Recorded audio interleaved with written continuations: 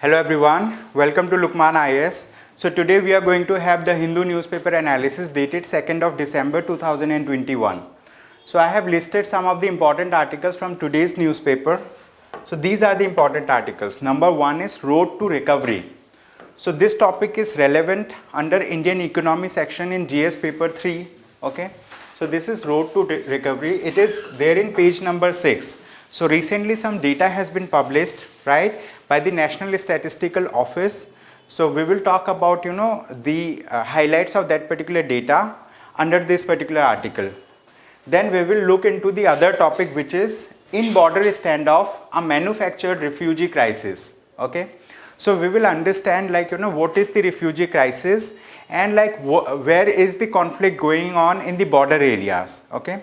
So this is relevant under the international relations section. Okay. So recently the European Union and some of the countries that have the external border for the European Union are facing refugee crisis. Refugees are trying to enter into the border of European Union, but at the same time the bordering countries are trying to stop them from entering. Okay, so we will look into that particular aspect. It was there in page number 6. After that we will look into the third topic that says 1160 elephants killed in a decade. Okay, so this particular topic is important under human animal conflict. You can consider it to be a part of environment and ecology. So we will understand why elephants are being killed. Okay, what are the reasons and how did we get this particular data. Okay, this data was revealed under an RTI application. Okay, so this was there in page number 8. After then we will look into another topic, which is cyber attacks. Okay, cyber attacks hit 26,000 Indian sites in 10 months. Okay, so recently there was a cyber attack and and there have been multiple cyber attacks over a decade. All right, so this particular data shows there were 26,000 Indian sites were hit by cyber attacks over a period of only 10 months, like within a year, less than a year. Okay, so this topic is important under internal security and science and technology in GS paper 3. We will talk about this topic. Okay, it was there in page number 12 of Delhi edition. Then we will talk about inoculation rate improves. Okay, inoculation means vaccination rate improves, people are being vaccinated at a faster pace. So we will talk about that thing. It is important under health sector in Indian economy, or it is important for GS paper 3. So we will talk about this thing. This was there in page number 7 of the Hindu newspaper today. So with this we will move to the first topic. It says road to recovery. Okay, policy makers must boost demand supportive measures to ensure recovery sustains. Okay, so now what happens, the Indian economy has been facing huge problems since the COVID-19 pandemic. Okay, and before that also Indian economy was showing the signs of slowdown. All right, so the author over here points out, the author highlights that what is the best way forward. We should try to increase the demand in the market. If the demand in the market increases, then supply will also try to match up with the demand and the economic recovery will sustain. Okay, so so it is saying that road to recovery, we should adopt a road to recovery, and we should make it sure that the recovery process sustains over a long time, so that we can recover the Indian economy to a developing economy. So for that purpose, the author quotes some of the data.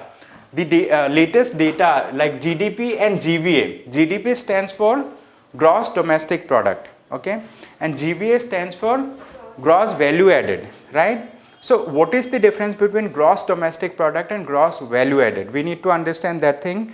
We also need to understand what is gross domestic product. For that purpose, let's consider we have India. Okay, let's consider there is a country, okay, where we are located. It is India. Okay, so inside the border of India,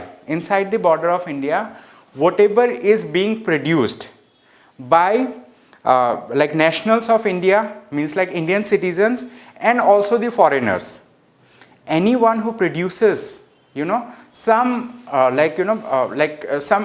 goods that can be goods or services that have economic value that is produced within the boundary of the country amounts to gross domestic product. Okay, means anything that is produced within the boundary of India, inside the boundary of India, no matter whether they are produced by Indian citizens or they are produced by foreigners, they will account to be gross domestic product. Similarly, we have gross national product. What happens in case of gross national product?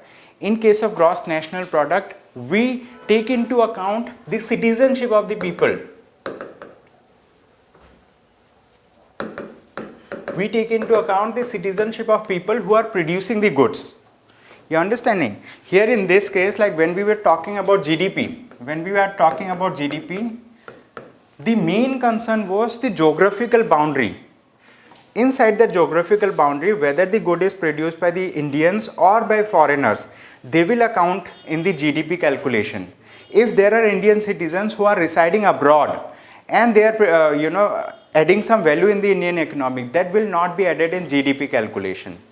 You understanding? In case of GDP, because here the prime concern is the domestic territory. Okay, domestic territory.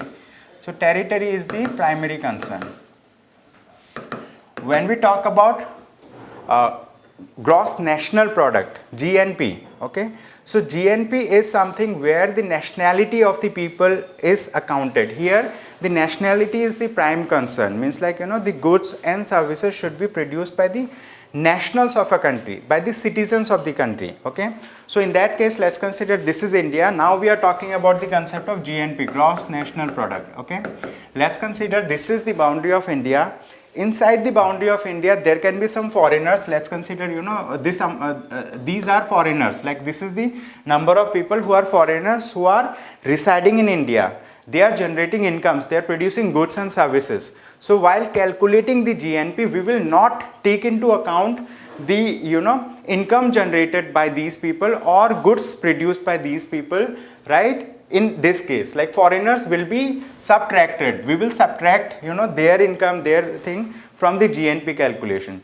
And at the same time, let's consider Indian citizens. Okay, Indian citizens are like sitting or like residing in some other countries, and they are earning income. So whatever income they earn and they send back to India, that will be accounted. So it will be added for the calculation. Okay, it will be added for the calculation of GNP. So what is the prime difference? In case of GDP, we take into account the geographical concept, the territorial concept, right? And in case of GNP, we take into account the citizenship concept. Okay, because gross national product. Here the goods and services should be produced by the nationals of the country. Okay, so this is the basic difference between GDP and GNP. Now if we talk about gross value added, okay, so what do we mean by gross value added? Anyone? Value addition in the products. Right. What about you? Added in goods and services.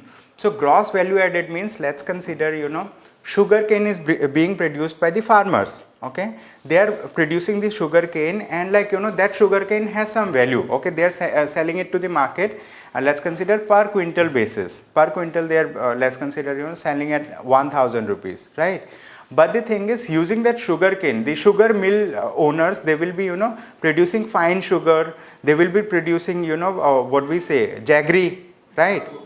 Right, they will be producing jaggery, they will be producing sugar, fine sugar. So the thing is, in this process what they have done, they have processed the raw material and they have added some value over there. So like this is the value addition, and later on also some value can be added in the product, okay, at different stages. So gross value added is also a measure, okay, it's also an economic measure to determine what is the national income, right? In case of national income accounting, we calculate the GDP, we calculate the GVA as well. Okay, so the recently the data has been released for GDP and GVA by the National Statistical Office. Okay, you should remember that these data are released by this particular organization. It is important for the prelims exam. This may be factual, but this is important for the prelims exam. Okay, so the author says here that author tries to compare the GDP and GVA data of present year, of this year, with the next year, with the previous year, and the author says like what should be the road to recovery, how should we recover the Indian economy. Okay, for that purpose author has given some of the points. Okay, and at the same time author highlights about the uncertainty that was posed by COVID-19.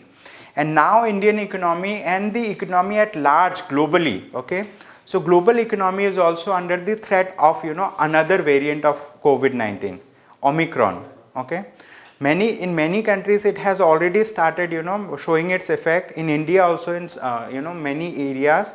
So some of the cases of Omicron, positive cases have been reported. Okay, so again there can be another lockdown, similar issues in future. So that's the thing. Now the Indian economy is under a lot of uncertainty. We don't know what can happen, right? So the uncertainty induced by the pandemic coupled with reduced or lost incomes. Okay, so whenever uncertainty is there, businesses are not going to perform, right? So they will not be as optimistic as they used to be. So they'll be risk averse. Risk averse means so before taking a risk, before investing their money, so they will look into certain uncertainties associated with that thing, and they will try not to invest money in some of the activities, right? So this is known as risk aversion. Means like people are avoiding risk, people are not taking risk. In case of businesses, right, people invest money, so they are taking financial risk.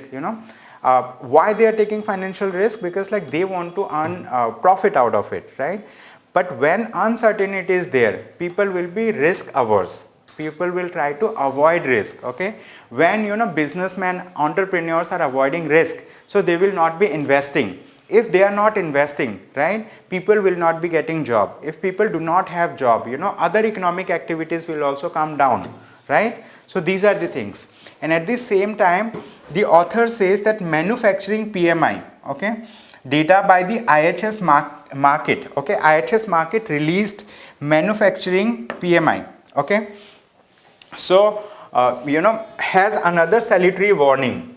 Raising input cost would force manufacturers to raise prices, adding to the general inflationary pressures in the economy and undermine the recovery. Policymakers need to ramp up the demand supportive measures, including increasing government spending to ensure the recovery sustains and gains traction. Okay, so the author is saying that the policymakers should take into account the recovery related path, and they should support the spending activities of the people. Means like demand should be raised. People, when they have demand, then the suppliers will start producing the goods, and economic recovery will be on a road. So there will be road to economic recovery. So when it comes to economic planning, so either the supply side can be increased. When there is more supply, people will generally tend to purchase more things, and at the same time there can be demand side demand side increase also. So people, when they demand more, people will be producing more. So that's how economic balance happens. So this article is important for the prelims exam. Why it is important? Because it talks about some of the indicators like GDP, GVA, PMI data, okay, manufacturing PMI data, and some other related things. So you may expect some questions on this particular topic. Okay, and with this, now let us move to the next topic. This topic is about in border standoff, a manufactured refugee crisis. Okay, border standoff means like there is clash between people at the border area. Border standoff means there is clash between people at the border area, and the author is saying a manufactured refugee crisis means like refugee crisis as such is not there, but people have made the scenario in such a manner that it seems like there is refugee crisis. So this is, I mean, author is highlighting that in border standoff, where when people are clashing in the border area, they have manufactured a situation, they made a situation that it seems that there is a refugee crisis. Okay, so the issue concerning the European Union, Poland, Belarus, Russia and Ukraine subserves aspects of their foreign domestic agendas. Okay. So here what happens, like you know that European Union is a union of various countries. Okay. Earlier there were 29 countries, but with Brexit they are left with 28 countries now. Okay. Brexit means the Britain has exited from the European Union, right? So now there are 28 European Union countries. Okay.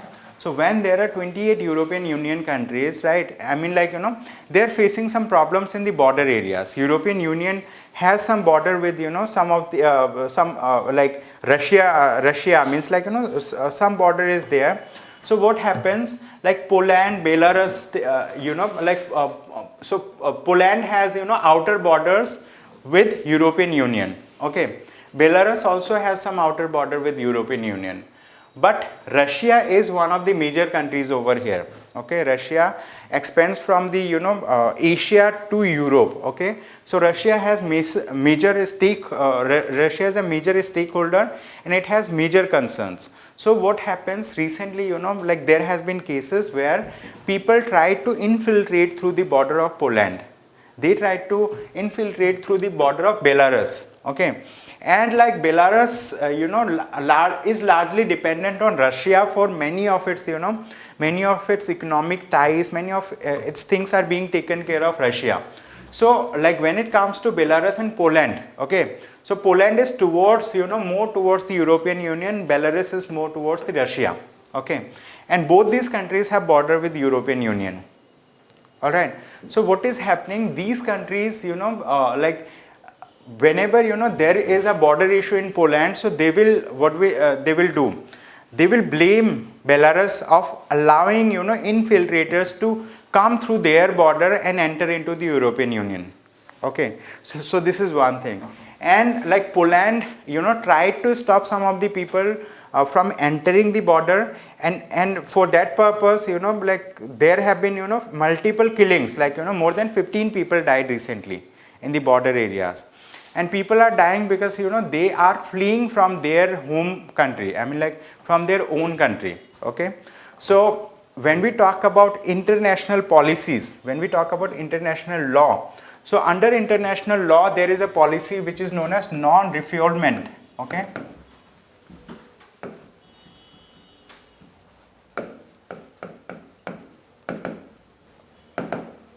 what do we mean by non-refoulement policy? It means, let's consider, you know, like let's consider there is a country A.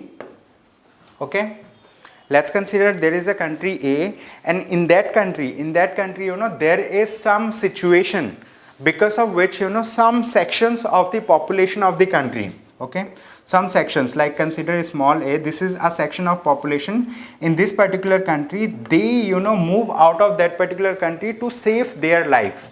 Why? It may be because of, you know, ideological differences between these people and the people at large in this country.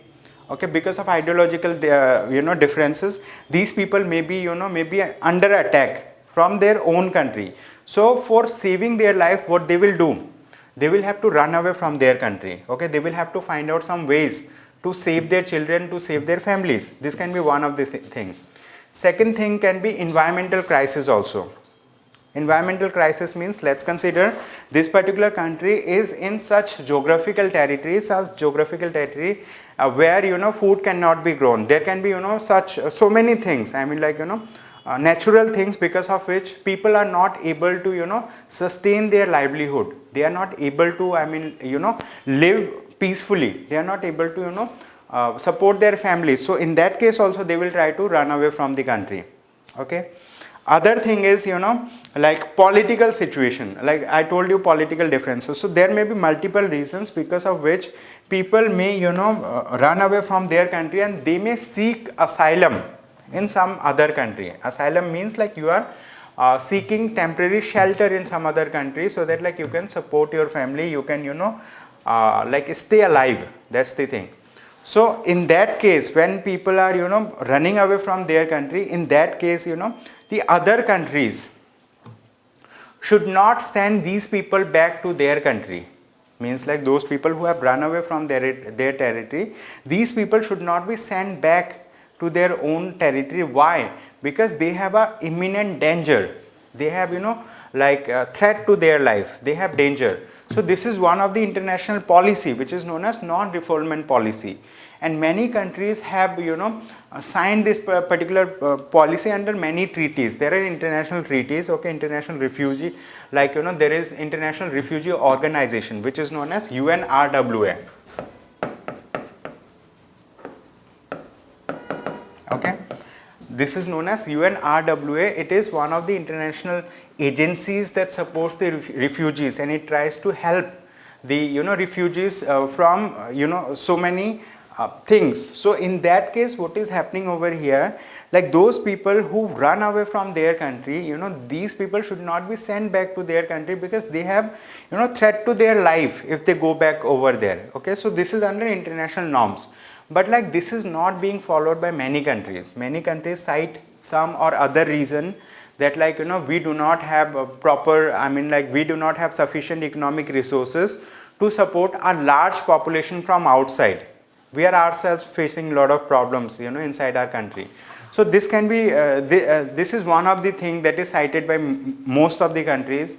And there can be multiple other reasons also. They cite, like, we do not allow, we do not allow people, without visa in our country. Okay. For example, recent Afghan people has entered in Pakistan, so they refused so many reasons. Right.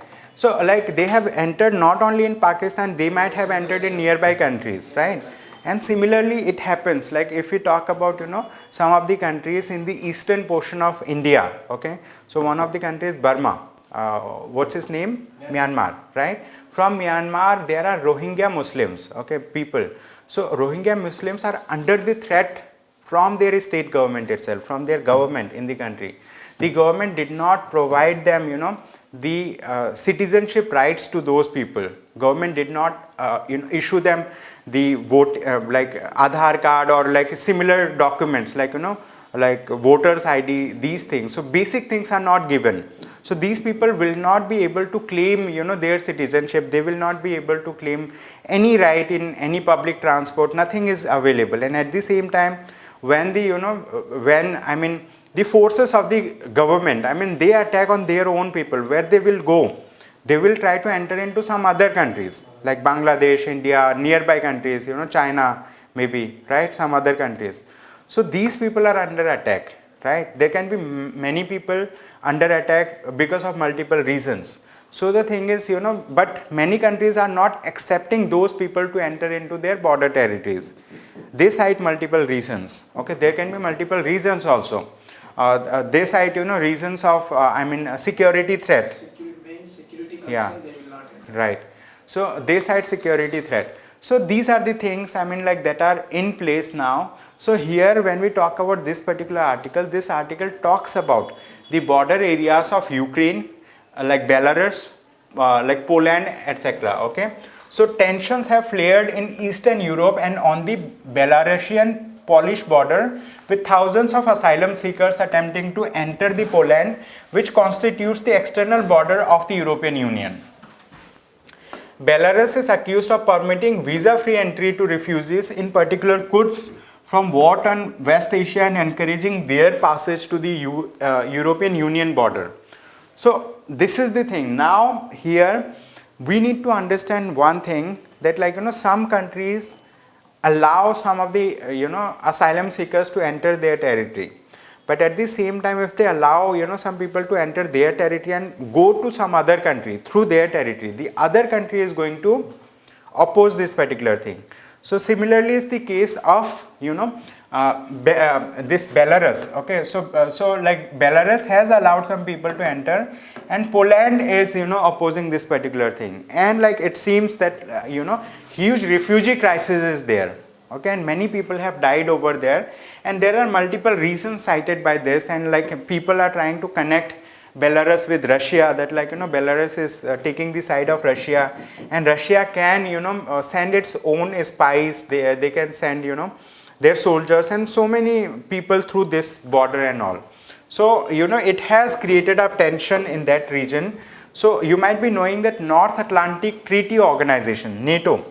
NATO is a grouping of, you know, Western countries. Most of the countries like, you know, when we talk about United States of America, Canada, then France, Russia, not Russia, like Germany, like many countries of the European Union are part of it. More than 47 nations are part of it, okay?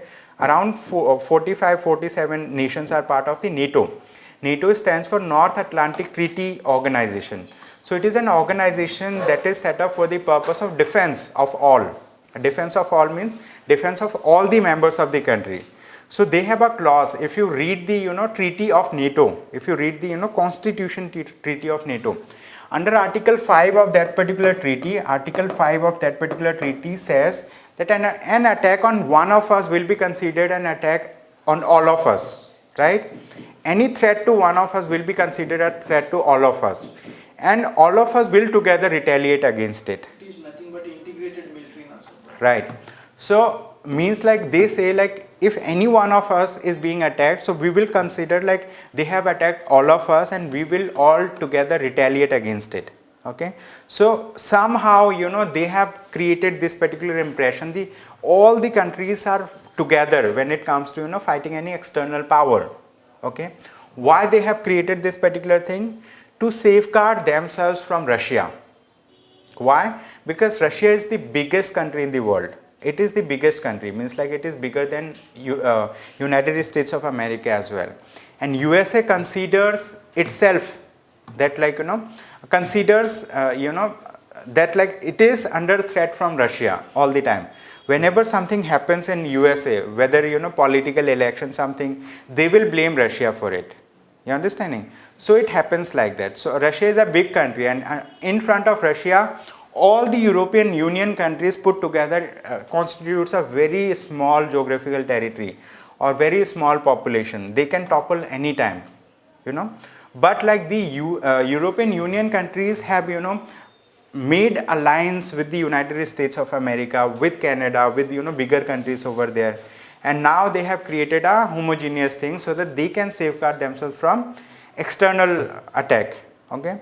So this is the thing. I mean, like you can read this particular article, you will get a lot of insights about it, and this will help you to shape your ideas or understanding related to international issues, right? When it comes to international issues like this, okay? So these agencies like UNRWA, right? You should learn about what is the role of this agency, what is the status of this agency, what are the members, like is India a member of it or not, right? So this is the thing. Our focus on the European Union. So you can read it in your free time. Okay, I have included all the things over here. So if you read, you will understand, and at the same time you should also do some practice. You should try to locate where is Poland located, what is the border, right? Yeah, like if you have read the world history. Between geography and Russia.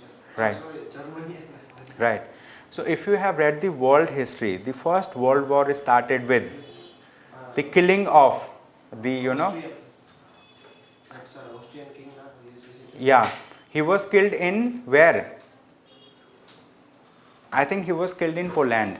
Okay, means like Poland was there as one of the country. I mean, like, you know, in the World War I or World War II. Yeah, so that's the thing. I mean, like, you know, so you should look into the border areas of these countries. I mean, like, you know, where are they located? To which country they share border? Is there any, you know, natural body over there? Natural body means water body. It can be sea. It can be, I mean, ocean. Anything. I mean, like, you know, strait. Like you should try to find out the geographical things also. So we will understand this article.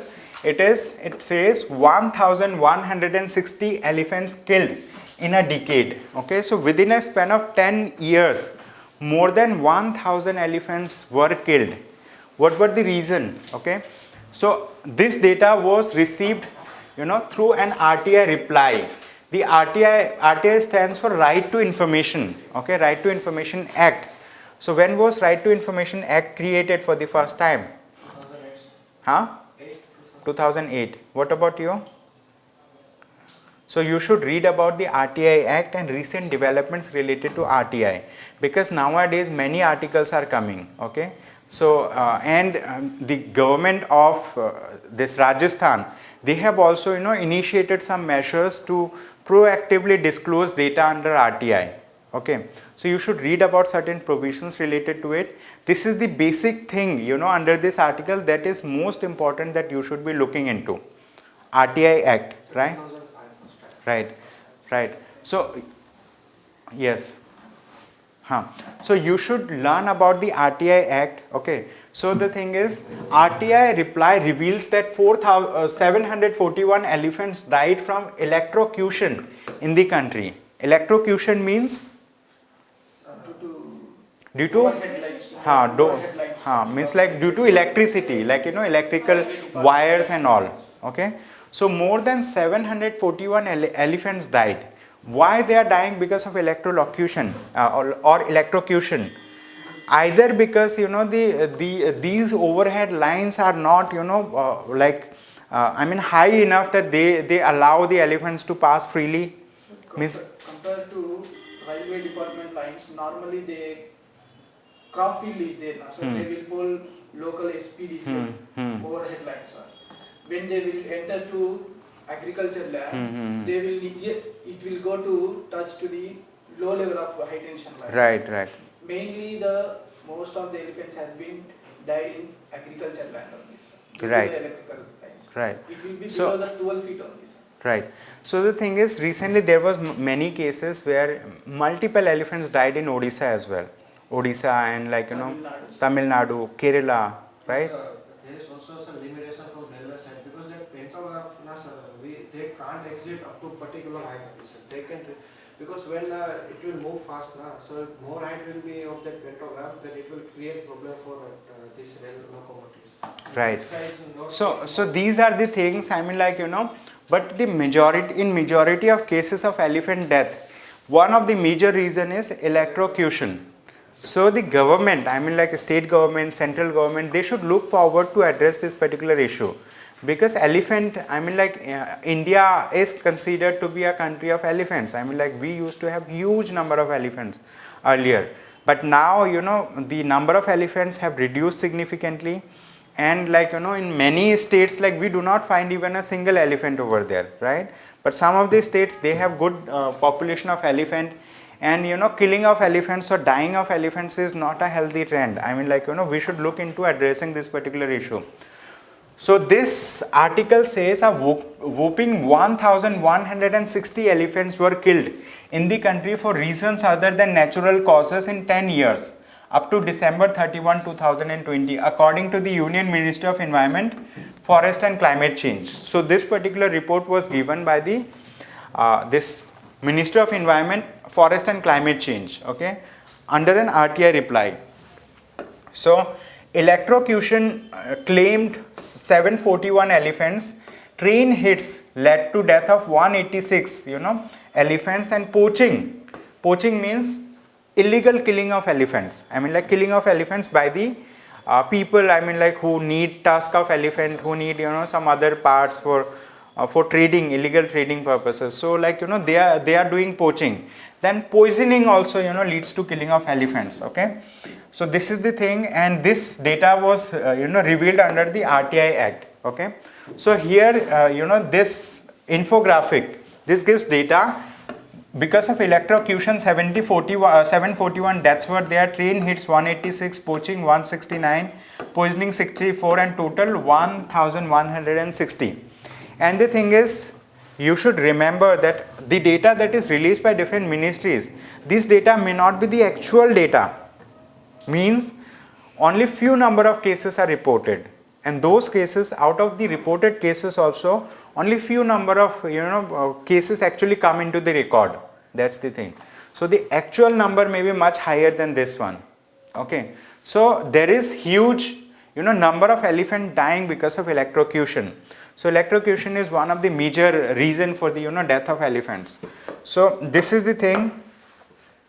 Now Ministry of Railway has constituted a permanent coordination committee. Okay, they have constituted this committee and the Ministry of Environment, Forest and Climate Change for preventing elephant deaths due to train hits. Okay, so these ministries together, Ministry of Railway and Ministry of Environment, Forest and Climate Change, they together created a committee which is known as a permanent coordination committee. Okay, so this is an important thing that you should know. Okay, and like how do we reduce the human elephant conflict? Human elephant conflict is also an issue. I mean, like elephant is considered to be a nomadic animal, means like this is an animal that keeps on moving. I mean, like they always keep on moving, means like most of the time they keep on moving. Why? Because like they need that particular thing. It is their bodily requirement. If they don't move for sufficiently long time, they will die. I mean, like this is the thing.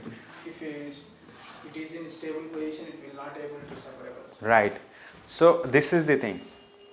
So with this, we will move to another topic. It says cyber attacks hit 26,000 Indian sites in 10 months. Hidden servers help whale identity. Okay, Ministry of this thing. So now we will talk about this thing. Okay, Minister of State has said this particular thing. We'll talk about this particular data. And so cyber attacks means an attack over the cyberspace. Cyberspace means like when you are trying to hack the data, computer data from some other computers, when you are trying to enter illegally into some other's computer system to extract information, or you are putting some malware into the computers. Okay, viruses can be put into computers. So this is known as cyber attack. So recently our data was released, okay, by the CERT-IN. CERT-IN stands for the Indian Computer Emergency Response Team. Okay, the Indian Computer Emergency Response Team. So this is one of the team that looks into cyber attack related issues.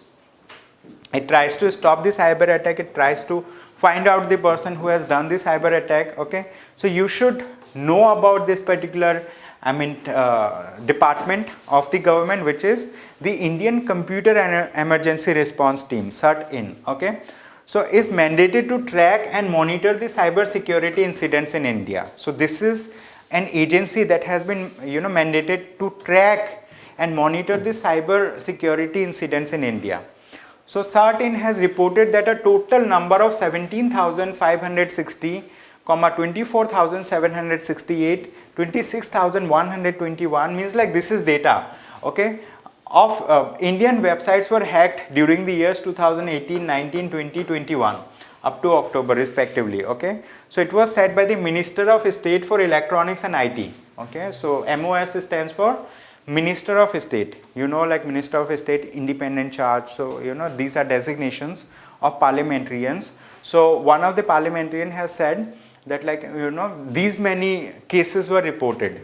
So we should try to find out solution for it, so that we can safeguard our cyberspace, because now the attack have changed. Earlier people used to attack using weapons only. They used to attack physically, but the this thing has changed. The warfare has entered into the cyberspace, right? So it is known as cyber warfare. Okay, and in recently there was a case that one of the agency of Israel, okay, yeah, so Pegasus is one of the cases, spying software. It is spyware. It is known as spyware. So Pegasus was there. It was used to surveil, it was used as a surveillance tool, okay, by multiple governments. There is a company in Israel, and that is a state-backed company. Earlier it was a private company. It was started by two people. So later on it was taken under the control of the government of Israel, and they sell that particular software to governments, different governments. Okay, so it is alleged, means this was in report, that like Indian government has also purchased that particular thing, and they are doing surveillance against opposition members. They are doing surveillance against those people who are not supporting the present ruling party. It was in news, multiple times. The Wire has reported this, multiple news agencies have reported this.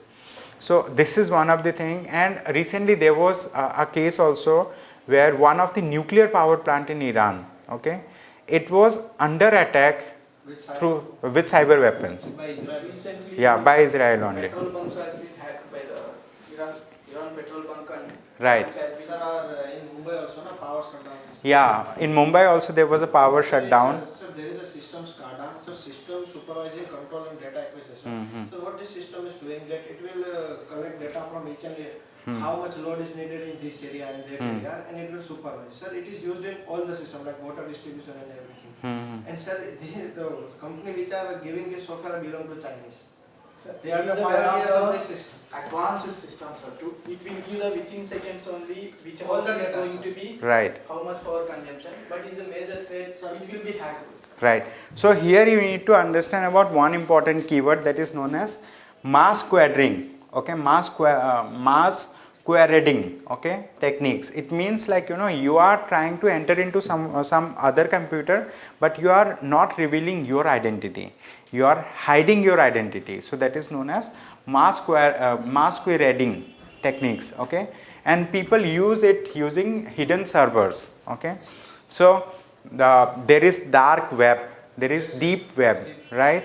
Dark net, deep web, these things are in news. So you should learn about what are these things, what does these keyword mean, because like in prelims exam they may directly give a statements, and like you should be able to relate to that one.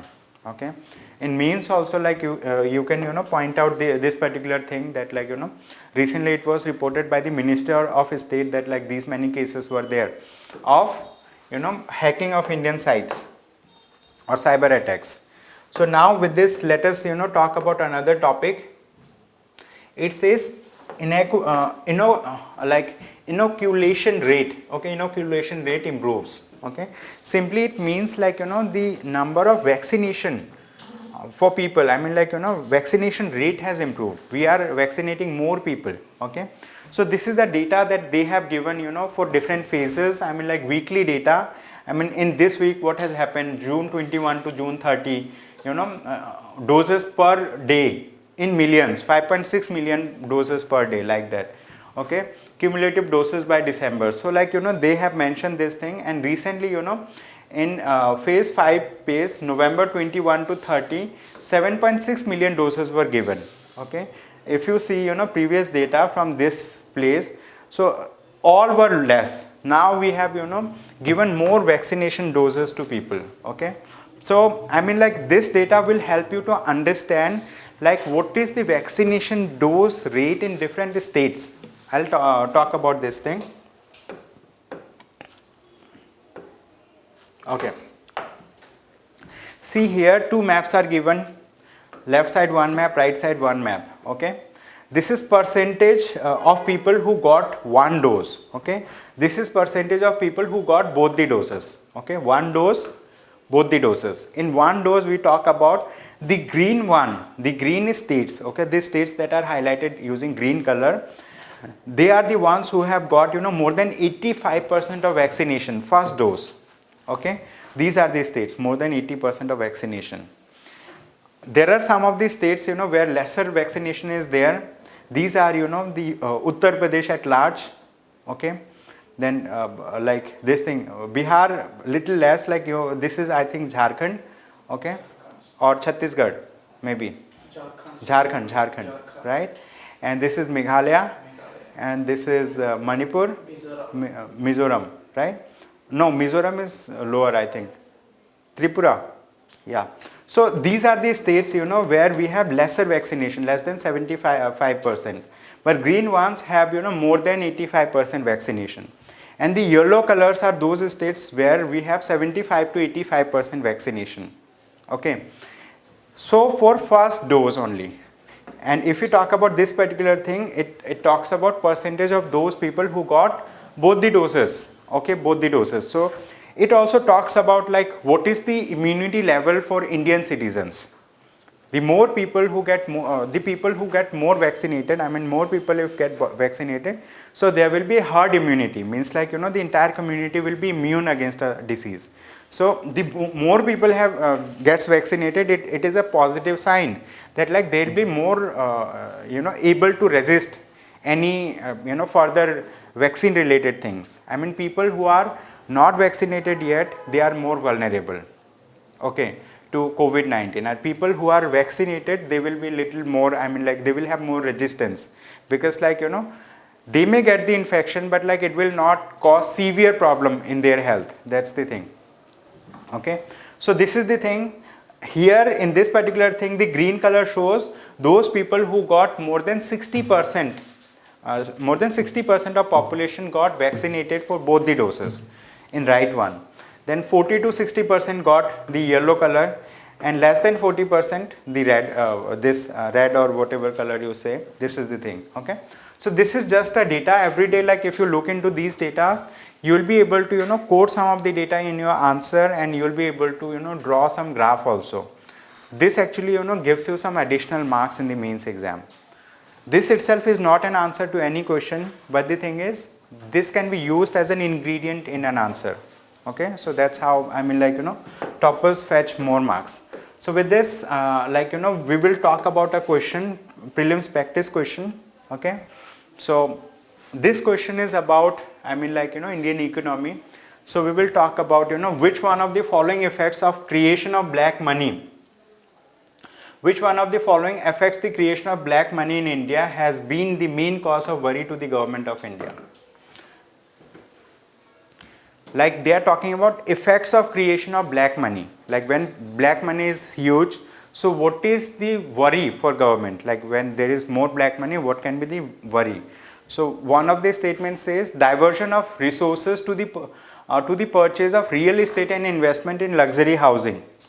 Second, investment in unproductive activities and purchase of precious stones, jewelry, gold, etc. Third, large donation to political parties and growth of regionalism. D, loss of revenue to the state exchequer due to tax evasion. D is the right answer. Okay. The government will lose only by the taxes. Right. The remaining will not give any. Right. So the thing is, black money means unaccounted money, the money for which tax has not been paid. It has the same color as in normal money. I mean like Money, there is people will survive, sir. Right. With black money, but government will not survive with black money. Right. That's the thing. That's the thing. Okay. So this is a question that needs some thinking about it, right? So that like you can answer similar questions. Very simple. Like what is the cause of worry for the government if more black money is created? Yeah. So this is the thing. I mean loss of revenue to the state exchequer due to tax evasion. Okay. So that's all that we wanted to discuss today. Thank you so much everyone for attending the session. I hope you have a good day ahead.